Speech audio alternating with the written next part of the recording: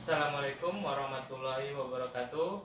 Bersama saya Aulia Rahman Manurung, Guru Pendidikan Pancasila dan Kewarganegaraan di SMK Negeri 1 Lugu Barumon, Kabupaten Padang Lawas, Sumatera Utara. Di video kali ini akan dibahas mengenai kasus-kasus pelanggaran HAM apa saja yang pernah terjadi di Indonesia. Sebelum kita mencari kasus apa saja yang pernah terjadi di Indonesia, kita harus tahu dulu faktor apa saja yang menyebabkan terjadinya pelanggaran hak asasi manusia.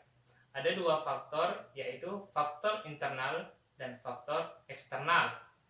Faktor internal yaitu faktor yang didasarkan pada kondisi pelaku sehingga kemudian ia melakukan pelanggaran HAM.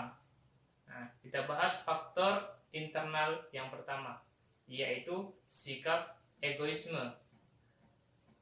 Sikap egoisme yang dimiliki pelaku pelanggar HAM memiliki potensi menyebabkan terjadinya kasus pelanggaran HAM.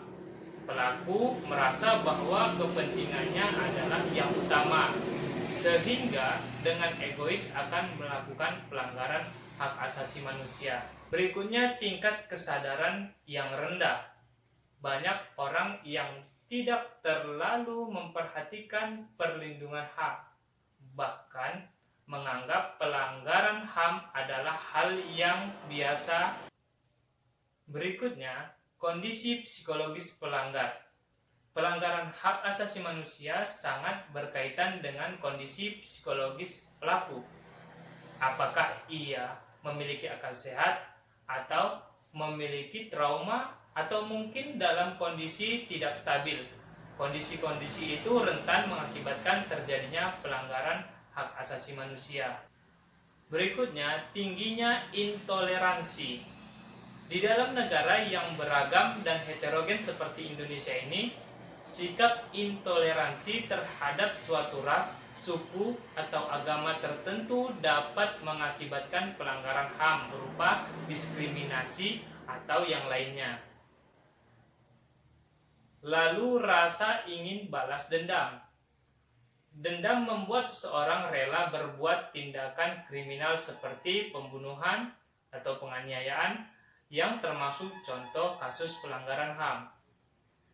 Berikutnya, kurangnya rasa empati. Nilai-nilai hak asasi manusia sangat berkaitan dengan rasa kemanusiaan. Maka, jika seseorang tidak memiliki rasa empati dan kemanusiaan, ia berpotensi melakukan pelanggaran HAM. Kita bahas faktor yang kedua, yaitu faktor eksternal atau faktor yang disebabkan pada kondisi dan situasi negara dan lingkungan sekitar secara umum. Yang pertama, ada penyalahgunaan kekuasaan. Ada banyak contoh kasus pelanggaran hak asasi manusia di negara tertentu yang diakibatkan karena abuse of power dari pihak penguasa. Yang kedua, sistem hukum yang tidak berjalan. Faktor eksternal penyebab pelanggaran hak asasi manusia juga meliputi sistem hukum yang lemah dan tidak berjalan. Kurang tegasnya penegakan hukum membuat semakin banyak pelanggaran hak asasi manusia terjadi. Berikutnya, struktur politik dan sosial. Terjadinya kesenjangan politik dan sosial yang terjadi pada tata kelola pemerintahan yang salah dan terkesan abai dengan segala hal yang terjadi di masyarakat. Berikutnya, masalah ekonomi. Nah, kesenjangan ekonomi yang tinggi membuat pelaku terpaksa melakukan pelanggaran HAM seperti perampokan, perampasan, atau pencurian. Lalu, sosialisasi hak asasi manusia yang kurang. Nah, kurangnya pemahaman akan hak asasi manusia membuat semakin banyak terjadi kasus pelanggaran hak asasi manusia, baik yang ringan hingga yang berat sekalipun. Lalu berikutnya, penyalahgunaan teknologi. Teknologi tidak hanya memberikan dampak positif saja, tetapi akan menimbulkan dampak negatif jika disalahgunakan seperti tindakan pembobolan elektronik dan sabotase.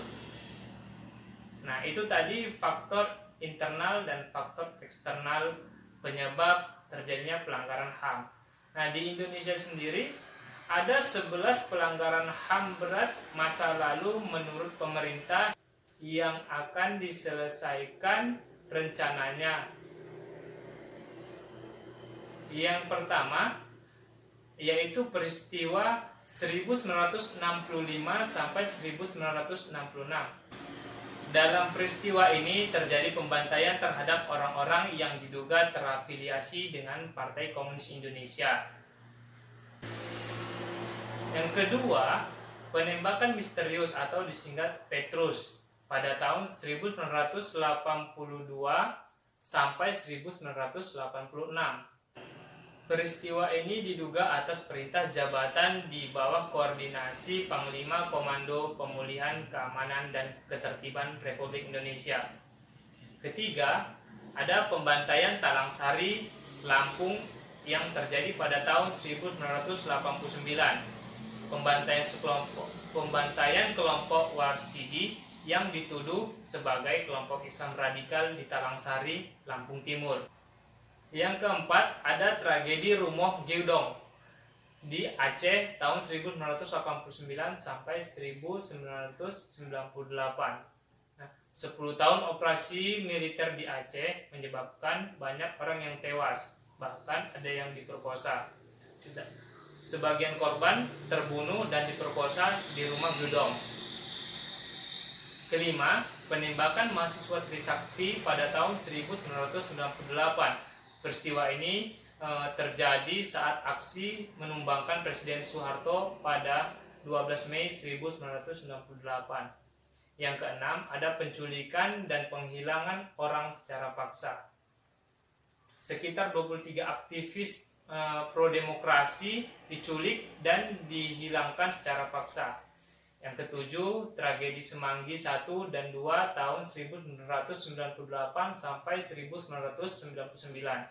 Demonstrasi peristiwa ini yaitu demonstrasi menentang Sidang Istimewa MPR pada November 1998 dan September 1999 mengakibatkan 29 orang tewas.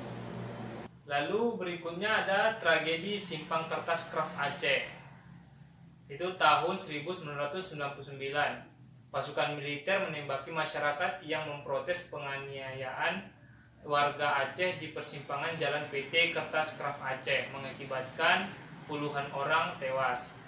Yang kesembilan, ada peristiwa Wasior di Manokwari, Papua. Itu tahun 2001.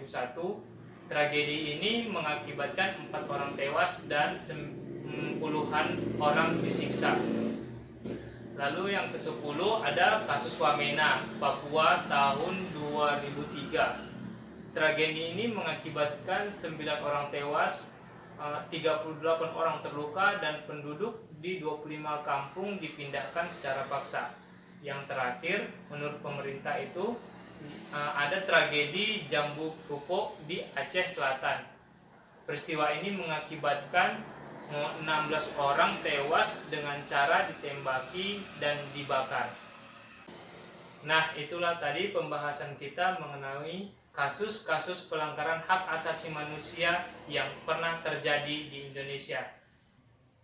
Demikian pembahasan pada video ini, semoga dapat menambah wawasan dan pengetahuan Ananda. Terima kasih. Assalamualaikum warahmatullahi wabarakatuh.